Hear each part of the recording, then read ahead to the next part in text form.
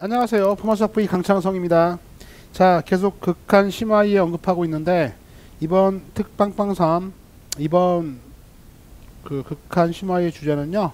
앞서서 강의했었던 샌드위치 법칙이다. 알겠죠? 샌드위치 법칙. 다시 한번 정리만 한번 해주고 잘 그래도 이해가 안 되는 학생은요. 반드시 돌아가서 샌드위치 법칙을 다시 한번 보고 오세요. 그렇죠? 샌드위치 법칙은 다음과 같아요. 별게 아니라 자, 리미트 n 이퀄 무한대로 갈 때 an 이것이 뭐하는 짓이야? 쏘리 부등식이죠. 쏘리 an보다 bn이 더 커요. 이게 크거나 같다면 별로 문제가 안 돼요. 크거나 같다면 정리만 할게. 리미트 n 이퀄 무한대로 갈 때 an 리미트 n 이퀄 무한대로 갈 때 자 항상 얘가 더 크거나 같습니다. 근데 이놈이 수렴하고 수렴해야 돼. 수렴할 때만 의미가 있어. 알겠냐? 각각 수렴한다면 그 수렴하는 극한값 이것이 알파로 수렴했습니다. 이것이 베타로 수렴했어요. 수렴한 이 극한값이요 항상 더 크거나 같다. 이건 당연히 참이죠. 왜? 어차피 늘 얘가 함수값이 더 위에 있었거든. 위에 있거나 같거나 했으니까 등호가 있다. 빨간색 등호가 있다. 등호가 있어요. 있어요. 그쵸? 이거 참이라고. 그쵸? 근데 이제 극한에서 우리가 무한소형의 크기를 존재하냐 존재하지 않냐는 알 수 있지만 그 크기를 알 수는 없기 때문에 이런 일이 발생하게 돼요. 잘 봐. an, bn 이번엔 더 커요.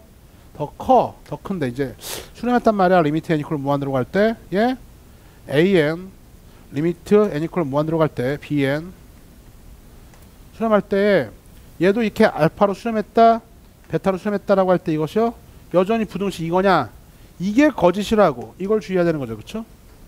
왜 그러냐면 이 알파 베타 극한값이 결과적 궁극적으로 극한값이 3.9땡 4.0땡 하더라도요 인간은 크기를 알 수 없기 때문에 크기의 비교 극한값 자체는요 얘가 어디로 가? 알파로 갔다? 베타로 갔다. 극한값은요 같아질 수도 있다. 이게 들어가야지만이 참이라는 것 그림으로 설명했었죠. 다시 한번 봐요.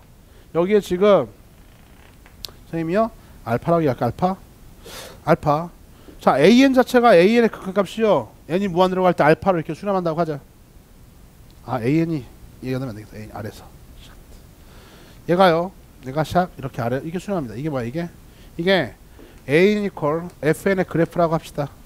연속돼 있다라고 할게요. 함수의 극한이고 수열의 극한이 마찬가지야. 똑같이 적용되는 일반적인 극한의 성질입니다. 알겠어요? 일반적인 성질이야. 그러니까 이 그래프 자체가 저렇게 흘러가고 있고 이 그래프 자체는 어떻게 돼요? 이렇게 흘러가고 있다고. bn은요? gn 할까 cn? 네.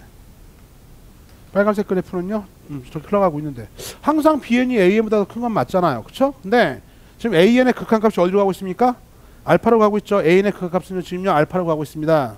그죠? 그런데 bn의 극한값도 어디로 가고 있어요? bn 이거 베타로 가고 있어서 이 알파와 베타가 같죠? 그죠? 얘도 지금 알파로 가고 있고 얘도 베타라고 가고 있는데 지금 알파와 베타가 이렇게 같을 수 있지 않냐 이거야. 항상 그래프가 위에 있지만 그래프가 더 위에 있어서 위에 있다는 건 맞죠?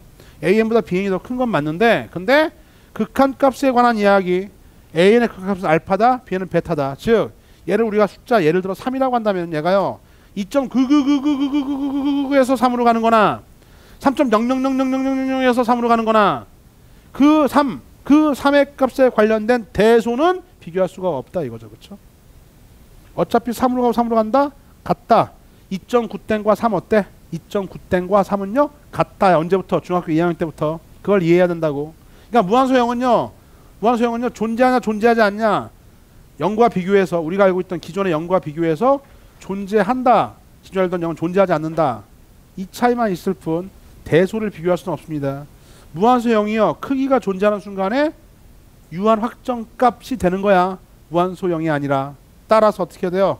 2.9땡 다음에 3.0땡 이건 같다고. 인간이 크기를 구분할 수 없어요. 그러니까 극한값이 결과적으로 3으로 간다 같다 이렇게 이해해도 좋고 얘도 좋고 인간이 무한소형만큼의 차이는 비교할 수 없기 때문에 애시당초에 등호가 빠져 있어도 이 극한을 씌워준 이후에 각각 수렴한다면 이때 등호가 반드시 들어간다는 걸 그래야 참이라는 걸 꼭 기억해야 돼. 한 번 더 얘기했어요. 다음에 이제 저걸 이용해서 우리가 뭘 쓸 수 있냐? AN, BN, CN 샌드위치 법칙이죠. 샌드위치 법칙 이렇게 CN이 중간에 껴있어. 껴있으면 리미트 n 이퀄 무한대로 갈 때 an, 리미트 n 이퀄 무한대로 갈 때 bn, cn, 리미트 n 이퀄 무한대로 갈 때 bn. 이때는요 등호가 어떻게 해야 돼요? 당연히 들어가야지만이 각각 수렴합니다. 들어가야지만이 참이 되겠고, 그리고요 참이 됐을 때 요놈이 알파로 가, 요놈도 알파로 가. 지금 이런 상태죠. 이런 상태에서요 그러면요 여기 있던 cn이라고 하는 놈은요 사이에 찡겼죠. 샌드위치 찡겼죠. 찡긴 그 값은 얘가 알파로 갈 때만이야. 얘가 똑같은 값으로 갈 때만, 이렇게 가는 이런 상태만 cn은요 눈물을 머금고 이 사이에서 놀 수밖에 없기 때문에 얘도 알파로 갈 수밖에 없지 않느냐라고 하는 게 샌드위치 법칙이다. 그래서 어떻게 부등식이 나오고 극한 물었다. 샌드위치 법칙으로 문제 풀 생각을 해야 된다. 매우 중요하다. 그렇죠? 부등식 나왔습니다. 조건식에 극한 물었어요. 샌드위치 법칙이 빡 떠올라야 되고, 다음에 하나 더. 이제 심하게 또 얘기할 텐데요. 얘가 알파, 베타 수렴한데 달리 수렴했으면요 이게 수렴한다고 말할 수조차 없는 경우도 있어요. 이건 좀 이따 심화회 때 문제 풀면서 얘기하도록 하고 항상 어떤 상태요?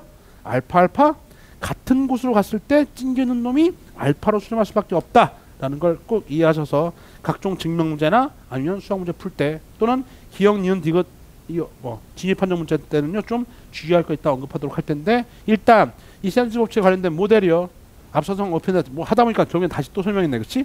이거는 수열이건 함수건 상관없어. 무조건 성립하는 부등식과 극한 관련된 매우 중요한 이론이니까 무조건 제대로 학습해 두도록 하세요. 이번 특방방 3 다시 한번 샌드위치 법칙에 관한 이론 강의를 설명했습니다. 이번 강의는 여기까지예요.